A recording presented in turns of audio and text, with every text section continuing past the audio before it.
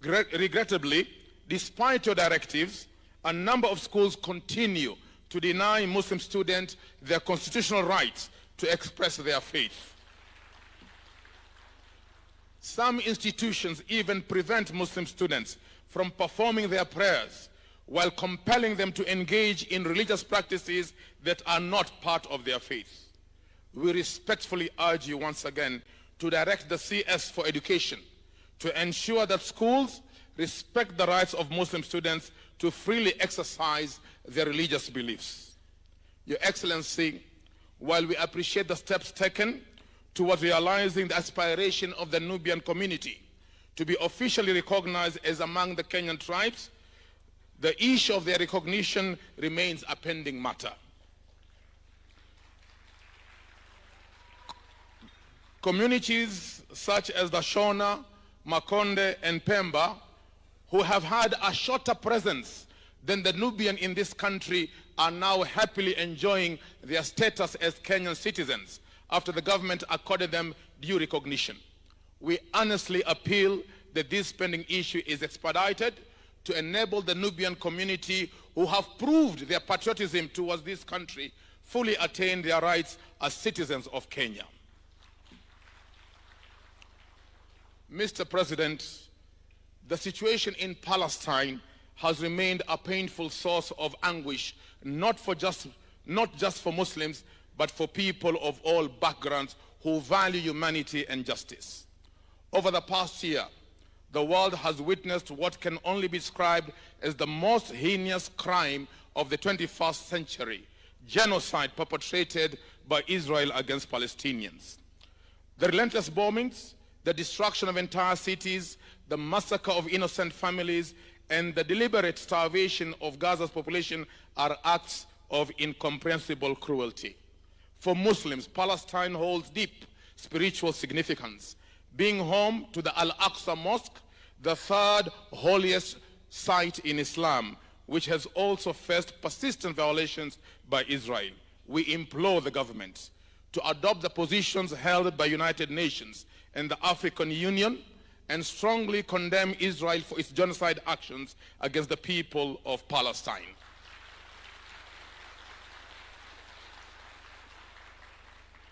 As a non-permanent member of the United Nations Security Council, Kenya should take a leading role in supporting the rights of the oppressed Palestinian people. We urge the government to support the Palestinian cause through voting in favor of UN resolutions that support the Palestinian people's rights to freedom, peace, and self-determination. Your Excellency, last but not least, thousands of young boys and girls who undergo a 12 years Madrasa education system are unable to further their education here in Kenya due to lack of policy guidance and regulations linking their 12 years of education and higher education studies in Kenya. Consequently, they are forced to pursue further studies in foreign countries, which only a few can afford. We are humbly requesting for the development of regulations of operationalization of the Madrasa Duksi system into the basic education framework and qualification framework and criteria for admission into universities and college, at least for the Islamic studies and Sharia degree programs. We remain hopeful, Mr. President, that under your leadership, these matters will receive the attention they deserve, and that together we will continue to work towards a just and inclusive Kenya for all. Lastly, allow me to remind myself and the leadership present here that leadership is not an honor, but a weighty responsibility and a burden. And we shall be asked about how we discharge this responsibility on the day of judgment by our Lord. Allow me once again to share with all of you the words of my spiritual mentor when he was counseling me on leadership. He told me, "My son, when God gives you authority over a people, show your gratitude to your Lord by humbling yourself to those people." So I urge myself and urge each one of you to build our hereafter by discharging our responsibility over the people that God has given us authority in a manner that will earn our Lord's pleasure. As we end the holy month, let us not lose sight of the purpose as to why the Almighty prescribed fasting to us as it was prescribed for those before us. God clearly says that all you who believe, fasting has been prescribed for you as it was prescribed for those before you, so that you may attain piety. Piety, in short, is doing all that pleases God and keeping away from all that displeases God. Pray to the Almighty to guide us in our service to our people, service to our nation, and grant you, our President, the wisdom and understanding to lead this country to greater prosperity. We beseech the Creator to bestow on you the ability and insight to ensure that peace, unity, and harmony continue to prevail in this country. Wassalamu alaikum wa rahmatullahi wa barakatuh. May peace be upon you all. Thank you very much, Professor. One more round of applause for Professor. He has spoken indeed like a professor. At this point, allow me now to invite Hassan Olenado, National Chair of the Supreme Council of Kenya Muslims, SUPKEM. We can welcome him with a warm clap as well.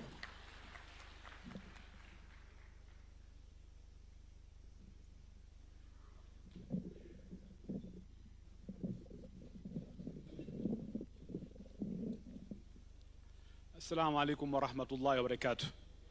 Your Excellency, the President of the Republic of Kenya, Dr. William Samoei Ruto, allow me to also follow the protocols that have been established by saying all protocols observed.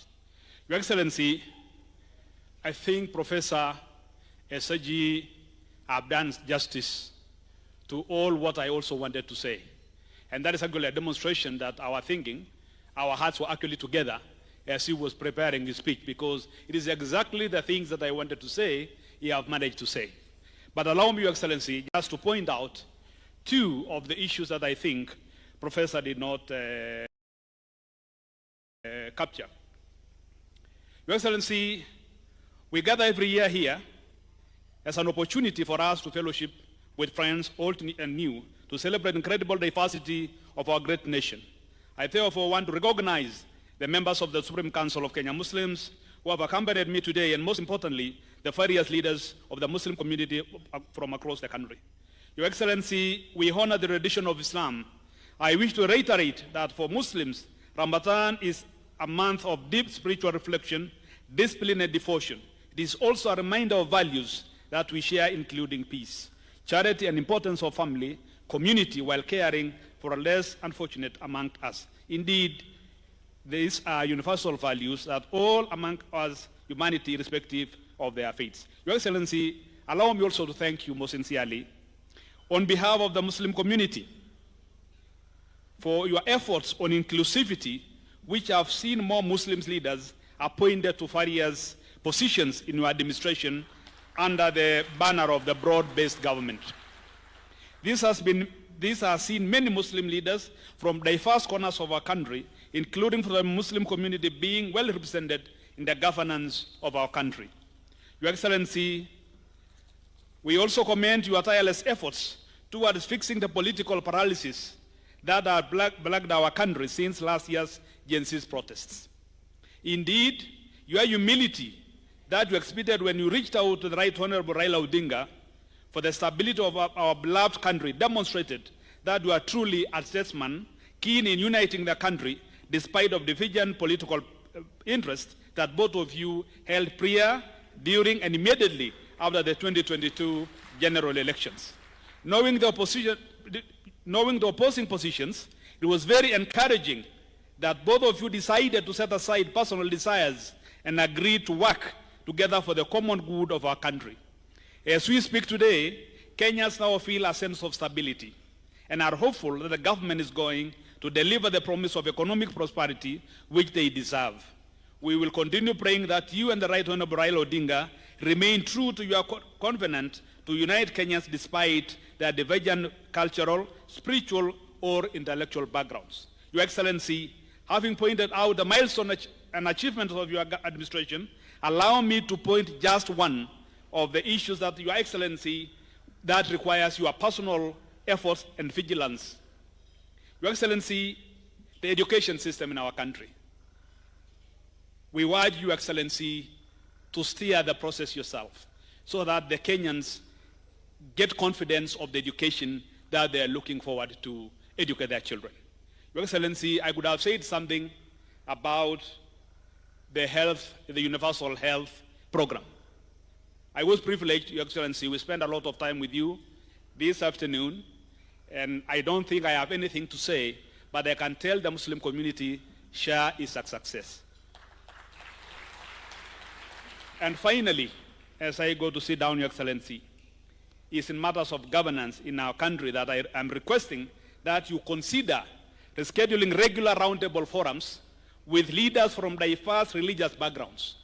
Given that the religious institutions hold significant stakes in education, health, and even vocational and empowerment sectors in this country, among other things, we feel that the routine engagement with the religious leaders will be critically effective in complementing the government's efforts in socio-economic development agenda and progress in our beloved country. It has been said, Your Excellency, I don't want to labor again, is the question about the Palestine, but Your Excellency, we urge you to add your voice as a key leader in the region. It has also been mentioned about the Waqf. I happen to be a part of the panel, and tomorrow, inshallah, we have a meeting with the AG. We schedule a meeting for tomorrow, and maybe the way forward will be established, but we invite Your Excellency to continue pushing that agenda so that we put it under record. And finally, as I go to see Your Excellency, on behalf of the Supreme Council, Your Excellency, allow me to invite you to an inauguration of the Waqf project which the Supreme Council of Kenya Muslims is implementing with the support from the state of Qatar, and the project is going to be in Outer Ring Road, and Your Excellency will want you, if Allah allows, to inaugurate that occasion so that the Muslim community also contributes to the very many works that you are doing. And thank you very much. May Allah bless you and keep you focused to continue delivering for our great nation. Wa jazakumullahu khair. Wassalamu alaikum wa rahmatullahi wa barakatuh. Thank you very much, Hassan Olenado, Chair SUPKEM. Your Excellency, sir, to take over the program now, I would like to invite the Cabinet Secretary for Environment, Climate Action and Change, Honorable Eden Duale. Tumkaribishe kwa makofi. Karibu sana, Waziri.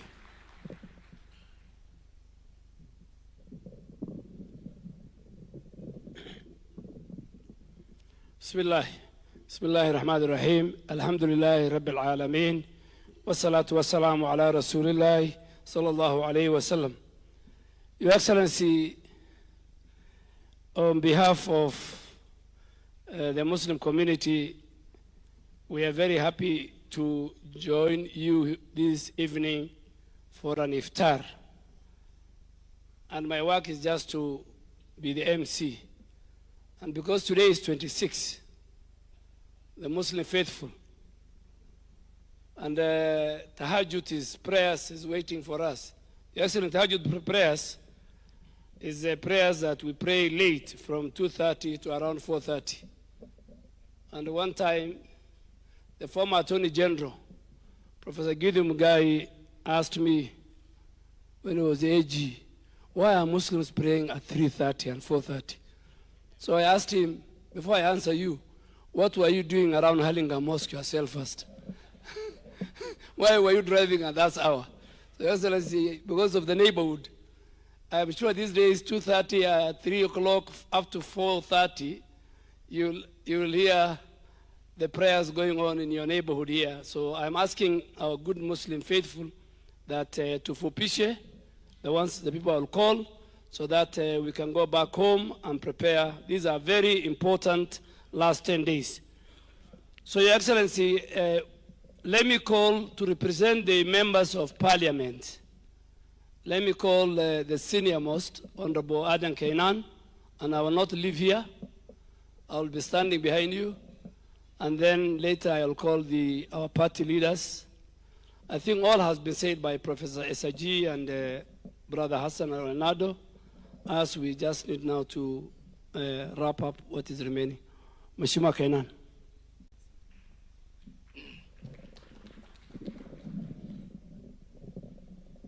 Your Excellency, the President of the Republic of Kenya, the Honorable Dr. William Samoei Ruto, the Chief Cabinet Secretary, CSs, all protocol observed. Waislamu wenzangu, assalamu alaikum. Nafikiri yangu itakuwa fupi sana.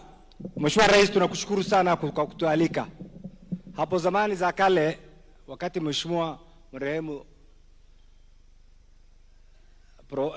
marehemu General Kaiseri alikuwa kwa kamati yangu, he used to say, hapa ilikuwa nyumba ya one of the wives of his grandfather.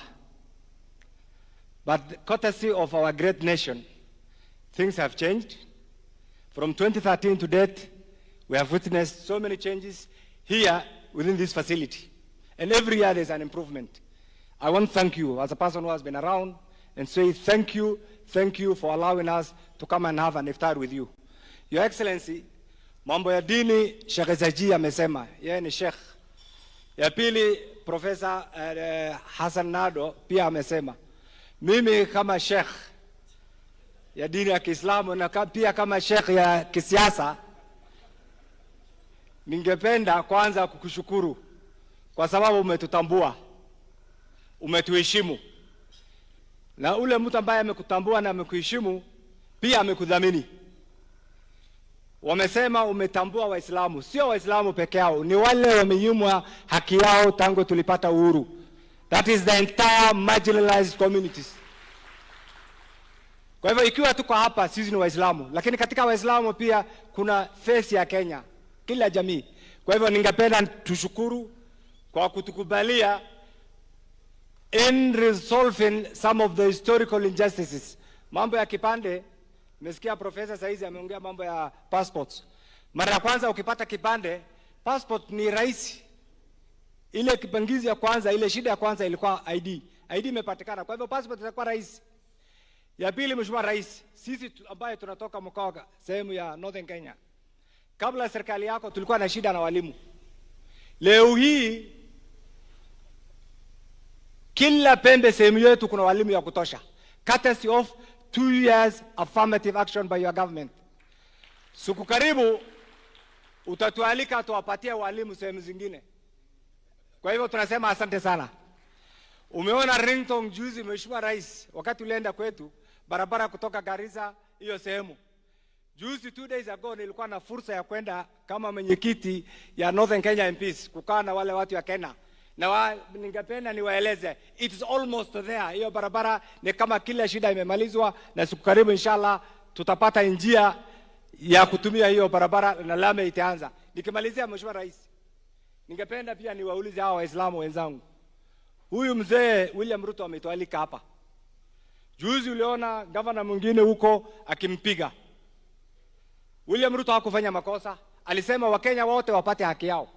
Je, tuko tayari to walk the talk as Muslims and say we come up with a policy called adapt a voter. And I can assure you, you are not a minority. You are not a minority. Remove that psyche. You are not a minority. Let's stand with the president. Let's support these good policies so that tusiongoje tulilamike. Umetufonyesha. Mimi sikubali kuitwa a minority. Na wewe sikubali. Let us occupy our space and demand for our rightful chairs as demonstrated by the goodwill from the president. Asanteni sana, nawashukuru. Sasa hakuna, lakini Sheikh anaitwa ya siasa. Sheikh ni yule Mheshimiwa Kainan. Sheikh ni yule ambaye tunasimama nyuma yake tukiwa misikiti, lakini kwa upande wa siasa tutapatia jina lingine. Wacha nichukue fursa hii na tufishe Secretary General ya chama cha UDA, Mheshimiwa Senator Hassan Omar Sarai. Mheshimiwa Rais, viongozi wetu wengi, magavana, wabunge wengi wako huko Mecca, ndio leo wale tuko ni wale ambao hawakwenda. Karibu Mheshimiwa.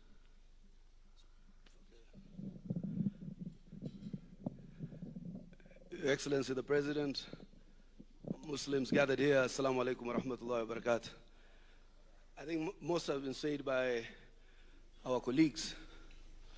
Honorable Duale and I will recall, before the elections, hii muungano wetu ulifanya ahadi nyingi sana, especially kwa jamii zile za wachache na zilizotengwa. For the first time in our history, I even keep saying this all the time because kama Kenan, I have witnessed 4 governments. I was an activist during Moi's government. I was a senator partly during Kibaki's government. As a commissioner. I was a senator during Uhuru Kenyatta's government. And I am now Secretary General during William Ruto's government. This undeniably and undoubtedly is the best government the Muslims have had. One, we have populated the ecosystem of government in all manifestations. Katika ulinzi tuko, katika siasa tuko, katika biashara tuko, katika kila ngazi za serikali na za kisiasa tuko. In fact, I think it is the empowerment of the minorities that has elicited such enormous reaction from those people who are entitled with this shareholding philosophy towards William Ruto's presidency. Lakini mimi nataka kukuashua, Your Excellency, this community stands by its word. Tarehe 7 February, when you gazetted or degazetted any discrimination against Muslims or any minorities or any corner tribes, that was the actual Independence Day for many of us since 1963. Kwa hivyo, Waislamu husema pale panapokuja ihsan, tutajibu na ihsan. Wewe usijali, katika hii maeneo yetu ya pwani, maeneo yetu ya kaskazini mashariki, I can assure you we will vote for you in our numbers to the very end. Maybe a small announcement I wanted to make, and I was consulting with my brother Hassan Olenado, which is through your personal intervention. Last year, tulimleta Secretary General of the Muslim World League, Dr. Isa Hapa, State House. And through the Secretary General, Chairman of SUPKEM and the President, he made a passionate request to Dr. Isa of a Kenyan who was facing penalty by beheading, death for murder, to try and see whether an intervention can be made. I think the ambassador of Saudi Arabia to Kenya, Ambassador Khalid, and our ambassador in Saudi Arabia have confirmed that that request has since been honored.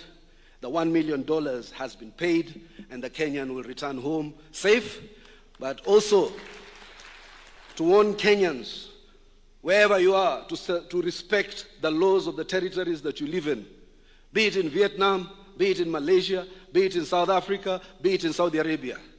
The government can intervene, but the government has its limitation. Ukiamua uende kwa territory ya mtu, heshimu sheria ya mtu, so that Kenyans are law-abiding and peace-loving people.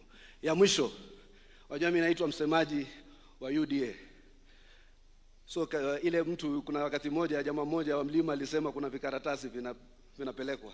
So mimi mara nyingi sana ndio upatia watu karatasi, Isa utazungumza hivi, Dania atazungumza vile, so others will speak more and more about the UDA party.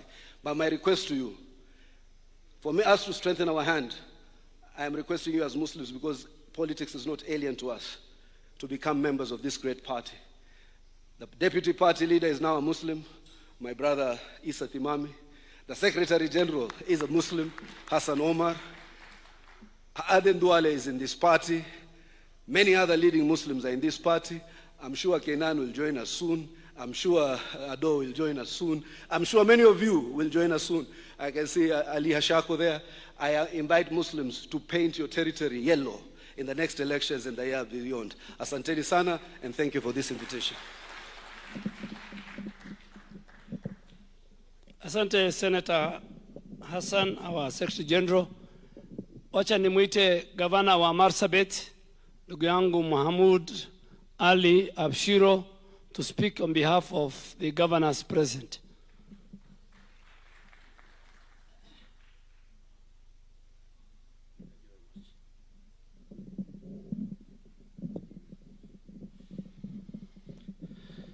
Thank you very much. Your Excellency, the President, the Prime Cabinet Secretary, Speaker of the National Assembly, Leader of Majority in the Senate, all ministers, all governors, all MPs, and all Muslims gathered here this evening. Assalamu alaikum. Your Excellency, it's indeed an honor to be here for this Iftar invite. And I want to join the rest of the leaders who have acknowledged your recognition of the Muslim Ummah. It is now your third year in office, and every year during the month of Ramadan, you've not failed to invite the Muslims here at the State House. This is indeed great honor, and we want to thank you very much. Secondly, I also want to agree with the leaders who said that your administration has indeed rewarded Muslim Ummah at every level of governance, be it in the executive, and indeed as recognized here by the Secretary General of UDA, even in the political arena and in the development sphere of our great nation, Kenya. Today, the road joining Isiolo to Mandera is in the process of being done, and contractors are all on site, and we want to acknowledge your effort in ensuring that there is no discrimination in any part of this country. Finally, and most importantly, the fact that you declared issuance of identity cards are going to be fair for every child in this nation is the very most important legacy you are leaving with the Muslims and indeed all the pastoral communities and the border communities in this nation who have been discriminated against. I want to say that to those whom much has been given, much is required. So for those of us who have been acknowledged and have been treated fairly by yourself, we want to pledge support to your administration and to yourself, Your Excellency. Thank you very much, and God bless you.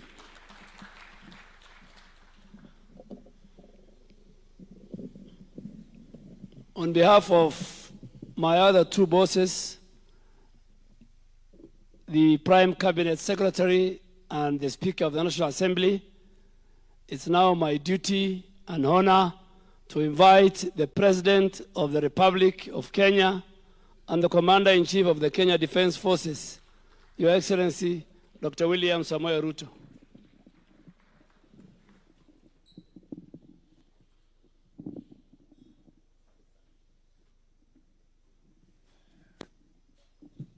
Ndugu Waislamu, assalamu alaikum. Tafadhali mketi chini.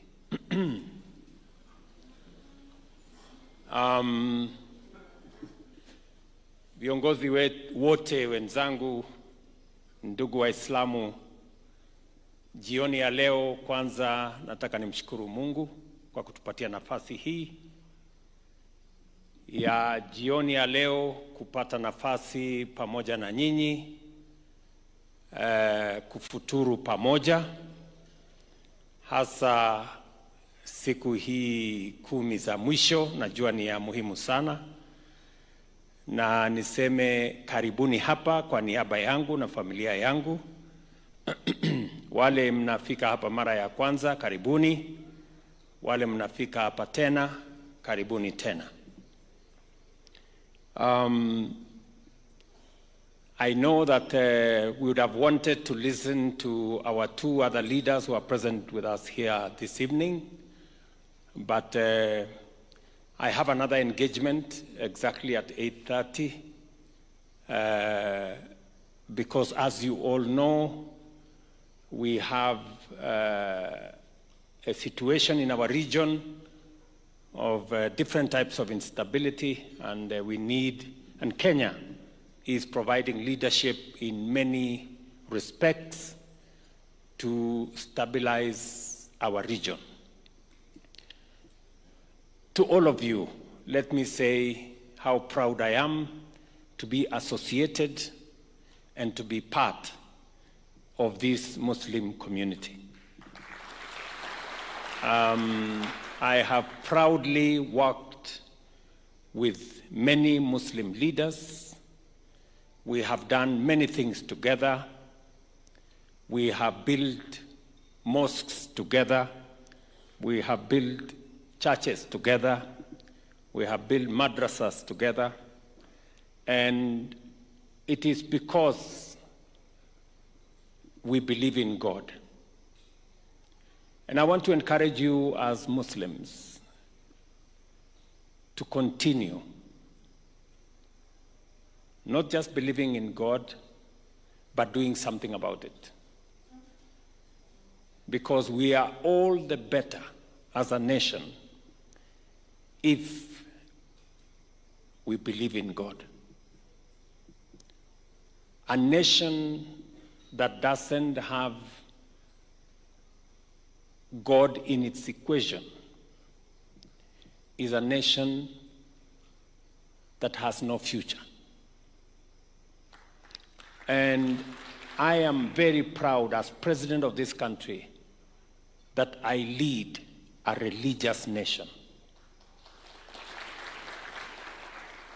And I want to tell you that we must never take it for granted that we have the freedom of worship in Kenya, and that we can worship God however we want.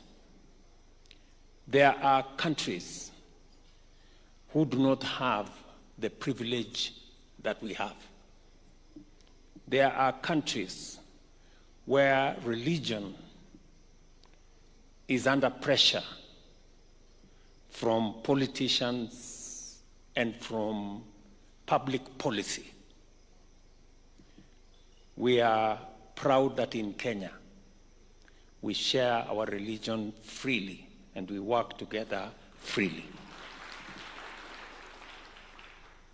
And I want to ask our religious leaders, let us celebrate the freedom of worship in Kenya. Let us not tusiingize kiburi katika mambo ya dini katika taifa letu. Taifa la Kenya tumebarikiwa na nafasi ya uhuru wa kuabudu katika taifa letu. Kenya hii, serikali, sisi zote freely tunaungana na dini, tunashiriki dini, tunafanya kazi kusaidia dini zetu. It is only in Kenya that religious leaders are opposed to people supporting religion. I wish they knew that there are places where religion is under siege from politicians and from public policy. So I want to encourage you, mwendelee na kumtolea Mungu, mwendelee na kujenga. Mimi ni mjenzi, and you don't need any evidence more than you can see. You know, I am in the business of building schools. We've built 17,000 classrooms in the last 2 years. As a person, I am building 167 classrooms in Nairobi County alone. We are building 154,000 affordable housing units across Kenya. We are building 240 new markets around Kenya. We are building close to another 100,000 hostels or hostel spaces for our children in Kenya. We are building roads. And as you know, this building was not there. I built it. And behind me, I am also building something else. And so, we are not going to leave our churches and our mosques behind. We will build them as well.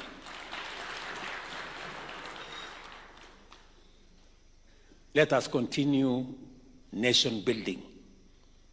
That is how you build a nation. And nation building is work in progress. We must keep at it and continue doing that which we must do in building our nation.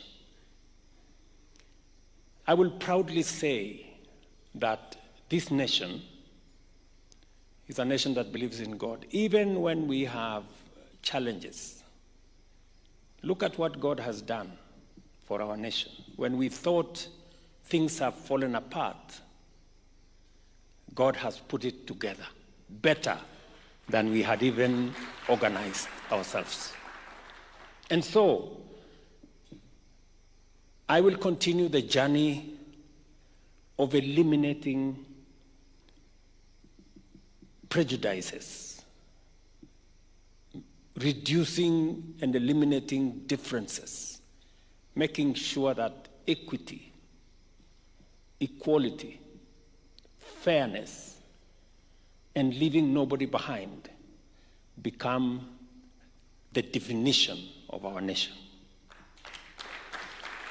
And I want to give you my word, by God's grace,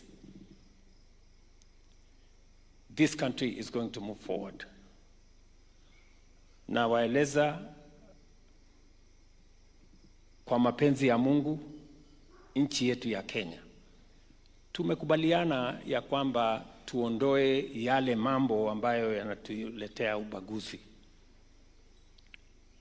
Mumesema hapa kuhusu mambo kadha, vitambulisho, mambo ya passports, mambo yale mengine ambayo yanatuletea matatizo ya ubaguzi.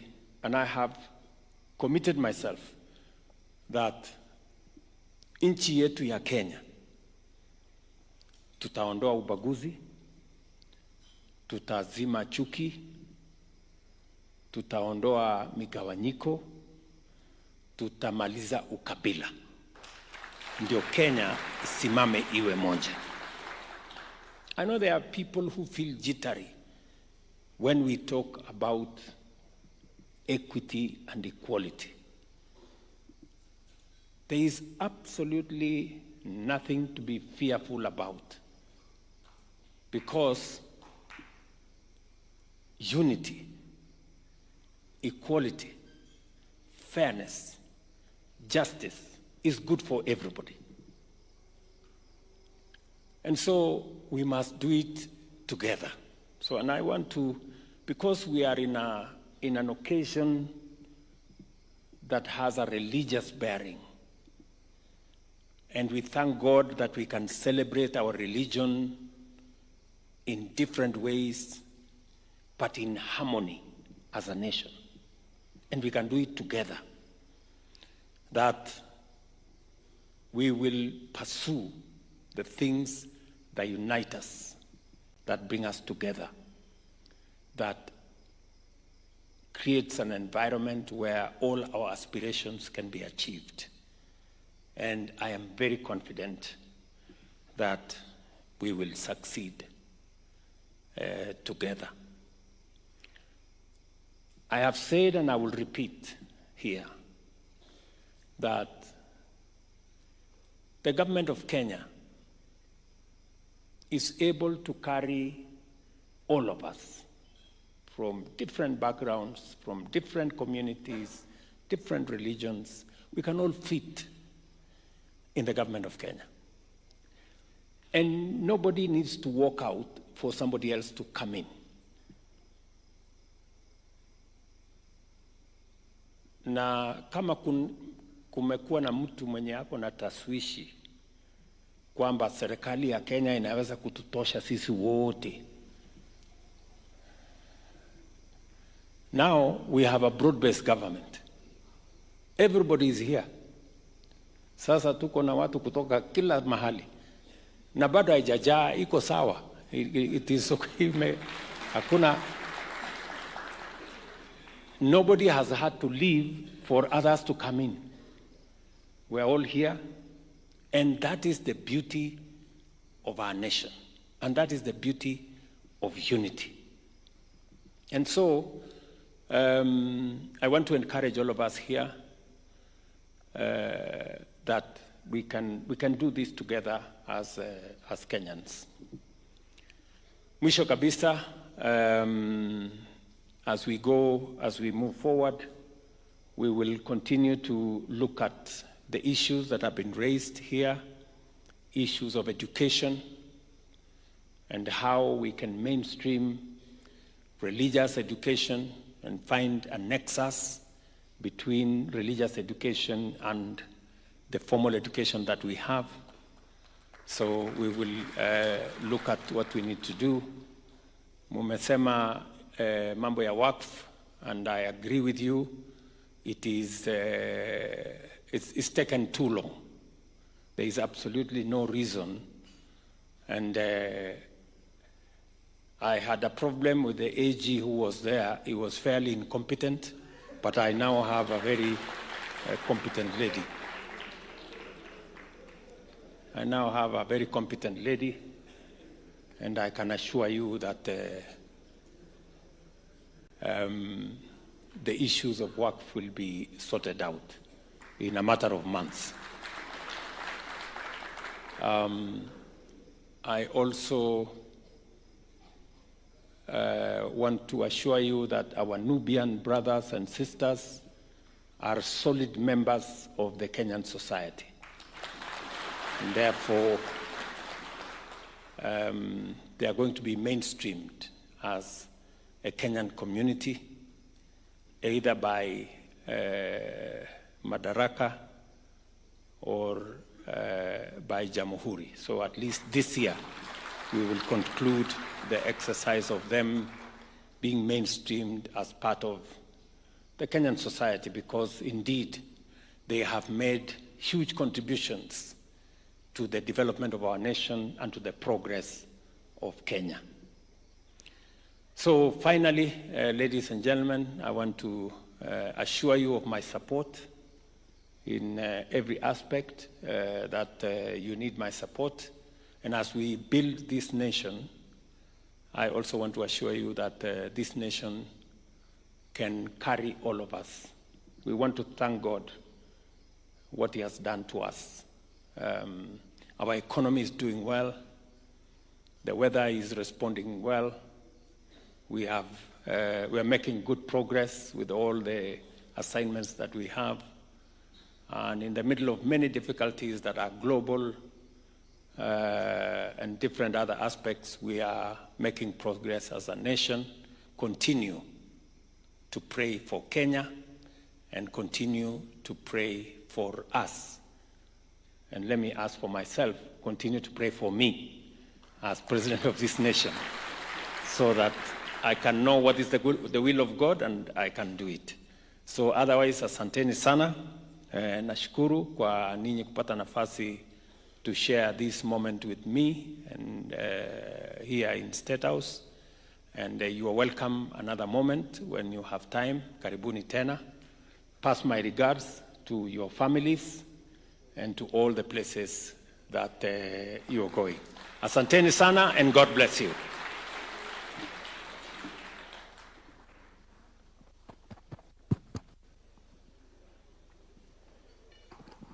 Thank you very much, Your Excellency. Tupige makofi tena, tumpongeze kwa makofi. Asante sana Mheshimiwa Rais.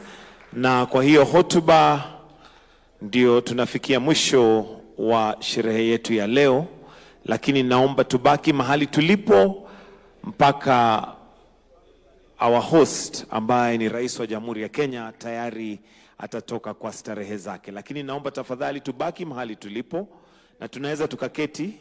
We can take our seats and we remain seated until His Excellency has exited at his own pleasure. Otherwise, asanteni sana na Mungu awabariki.